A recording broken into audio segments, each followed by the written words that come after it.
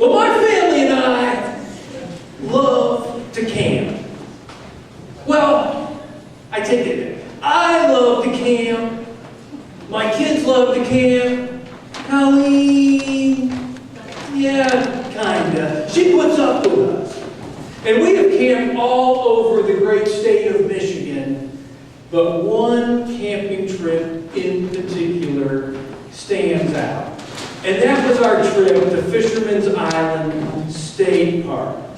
Now, Fisherman's Island is located in the lower peninsula, northern part of the lower peninsula, and it sits on the shores of Lake Michigan. The thing I like about the campground is it has large campsites. You know the kind of campsite where when the leaves are in foliage, you can't see the campers next to you? Yeah, those are the ones I really like. It's got some disadvantages, though, I will admit. There is no electricity, if you require that. There are no showers, which Colleen finds is a drawback. And there are pit toilets, which, you know, I mean, that's just the way it is when rustic camping. And if you don't know what a pit toilet is, it's like the outhouse at the farm. If you don't know what the outhouse at the farm is, for you younger folks in the audience, that is a hole in the ground with a shed over it that you go to the bathroom. Well, it takes about 4 hours to get from our house to Fisherman's Island, and I remember that drive distinctly because that was the drive on which the family helped me write The Adventures of Pull My Finger Bob.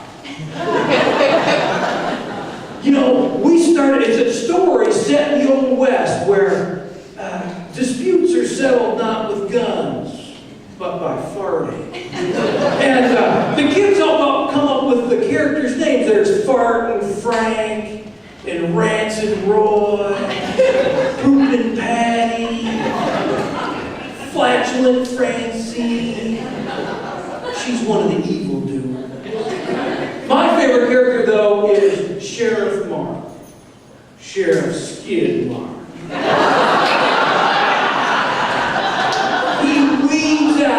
All the bad farts. I can tell you, if you want to get kids to laugh, start talking about farts. It makes a 4-hour car ride seem like 15 minutes. We got to the campground about 4 in the afternoon, which is about the perfect time. It gave us time to set up our pop-up camper, cook dinner, go down to the beach and watch the sunset, start a fire, and tell some scary stories. Because by that time, I had learned to tell scary stories. And of course, I told the story about the monster that lives in the pit toilet. You know, that just about the time you get comfortable on the toilet,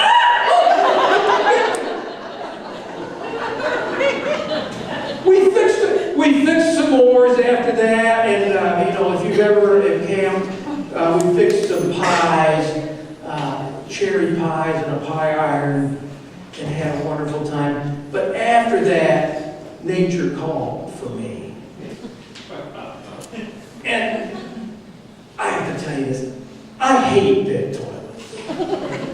I have a confession to make. I'm scared of pit toilets. I mean, scary toilet storytellers get their material from things that scare them, and pit toilets scare the hell out of me. And so I get my 3D cell flashlight, backlight, policeman's issue, and I head off in the dark to the pit toilet. And I open the squeaky door, and I go in, and I check it out. I mean, I'm looking down in there, making sure nobody's living down there. And get settled in, I start to lean back. Oh! Something bit me! And I ran out of there, and I ran back to the campsite, and I went, oh! Something bit me! Something! Yeah, sure did, right. Turns out there was a crack in that darn seat.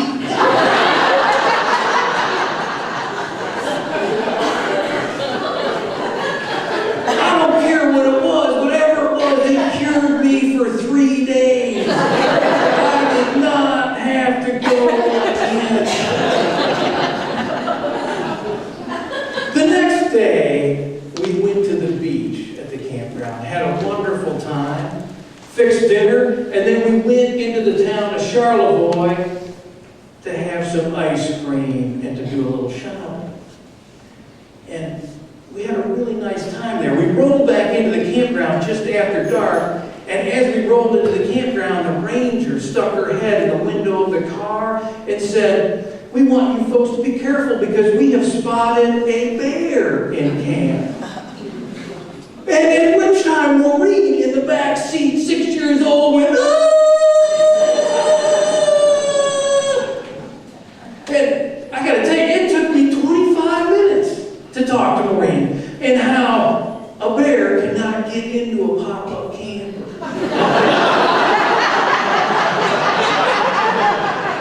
How that Coleman canvas is specially treated so that bears cannot get through it. And Teflon screening is called Teflon because it's tough. And you will be fine. I didn't have to tell any scary story. Not one scary story. The next 2 days, we did all that pure Michigan had to offer. We went to Fort Michilimackinac in Mackinac City, and then the next day, we went down to Sleeping Bear Dunes and checked those out. We got back early, and Colleen and I were fixing dinner. And Colleen came over and whispered in my ear. She said, "I think the kids are tired. Why don't we put them to bed early and we can lay the sleeping bag out by the fire, if you get my drift?" Oh, yeah! I mean, you have never seen a man move so fast. Flip over, fix dinner, did the dishes. I told 2 stories, cooked s'mores, made pies, and kids were in bed. Then I got the 2 chairs out, set it by the fire, put the logs on, opened a bottle of wine. Very nice.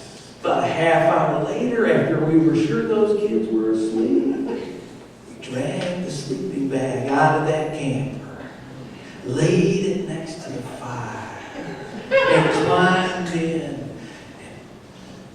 I can still remember, you could feel the breeze coming off the lake. You could hear the waves crashing.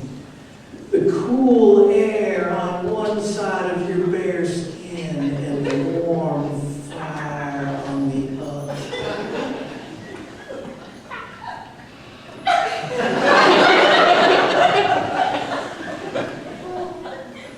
It takes me a minute.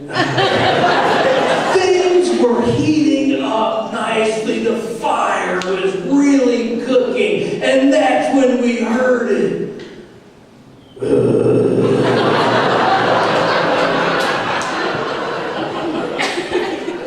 And I looked at Colleen, and she looked at me. She said, "Did you hear what I heard?" I said, "Yeah, did I hear what I heard?" And we got up and we got in that camper.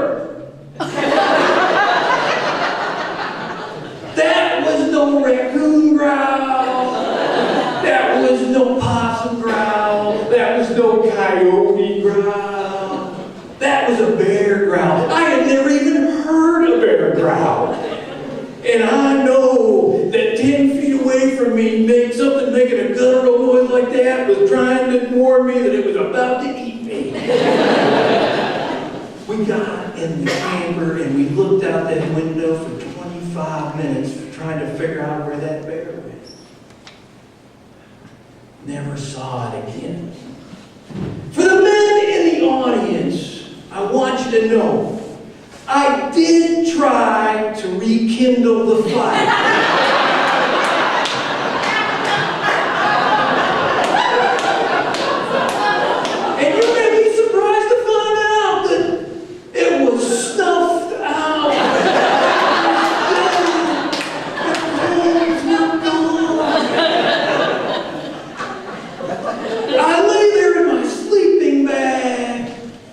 Thinking about the day, the wonderful time we'd had, and eventually thinking about the bear and how I had told that little bitty white lie to Maureen about that canvas and how that bear was going to come back and eat my whole family.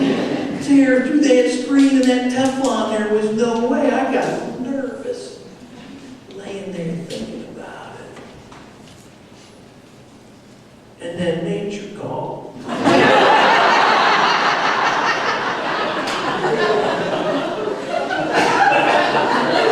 And she was screaming. They say that if you bang a pot, that it'll keep bears away. So I reached under the kitchen sink and I got a pot and I got my mag flashlight. Bang, bang, bang. I wasn't even on the door yet. Bang, bang, bang. Threw open the door. Bang, bang, bang, bang, bang, bang, bang, bang, bang. I had owned my mag flashlight for 10 years at that time. I had dropped it from the second story of a 2-story house. And it still worked. But apparently when you bang a pot with it, it goes out. So I kept banging and I ran like hell to get to the pit toilet. I threw open the door, all caution to the wind, and it all worked out. I got ready to go back outside again, and I got my flashlight and my pan. Bang, bang, bang, bang, bang. Threw open the door, bang, bang, bang. Ah! Whoa! The ranger was standing there.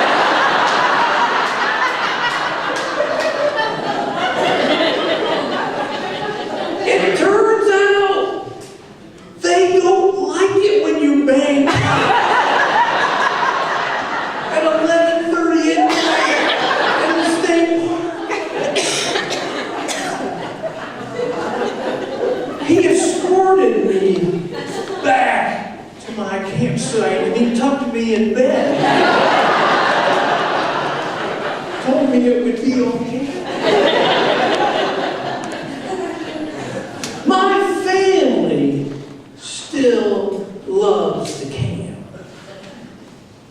But I have to tell you, we have upgraded our camper. It's easy to tow because it's a Holiday Inn. Thank you.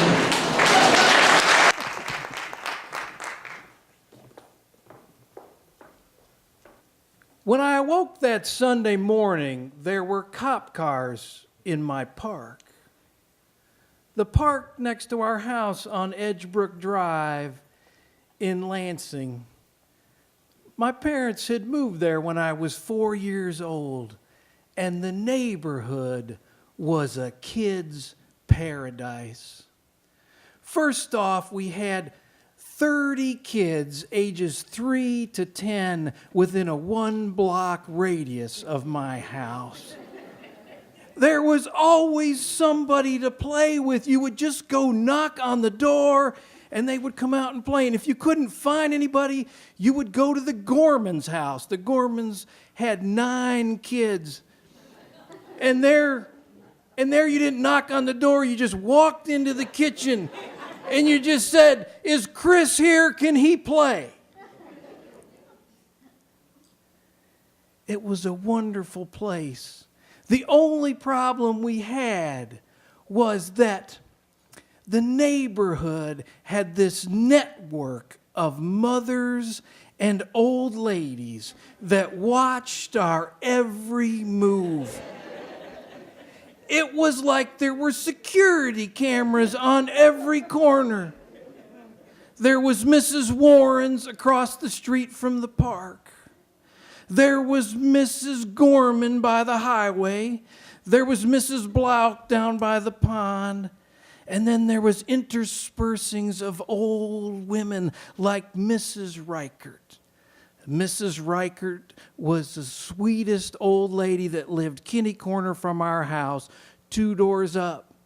She was like a secret agent because she was always working in her yard on her flowers.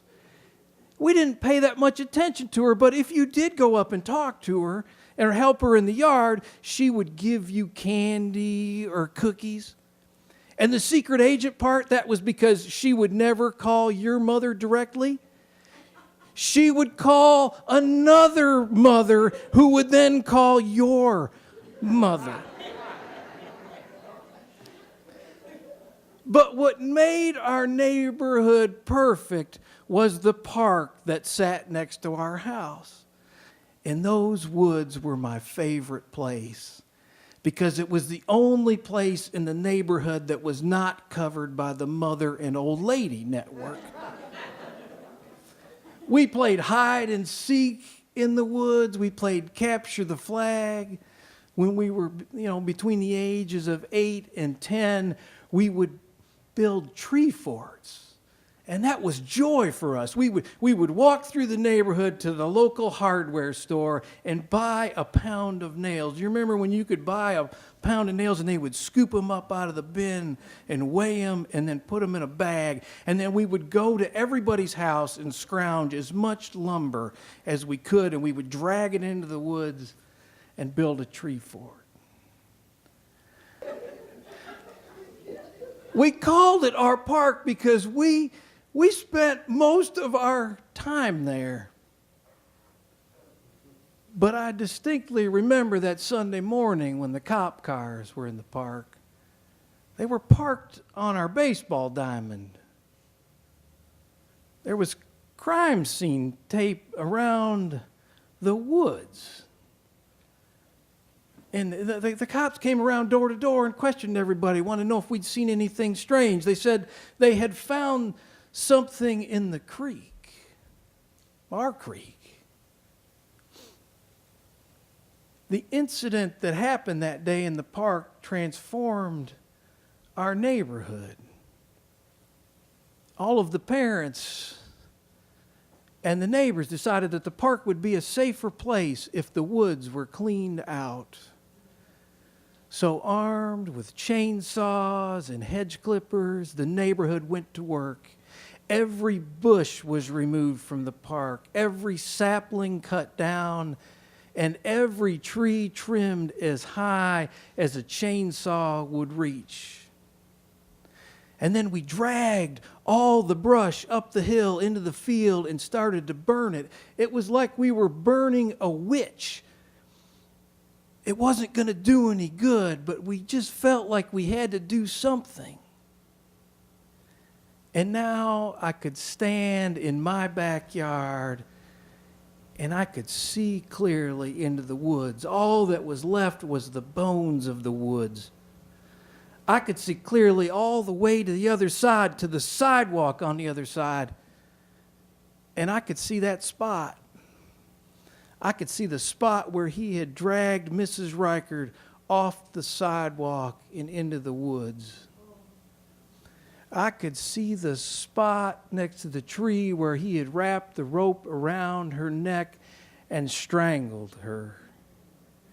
I could see the spot on the bank where he had raped her, and I could see the spot in the creek where he'd left her body dead. We didn't know who he was or why he did it, but he changed us. We locked our doors. We didn't walk alone in the neighborhood.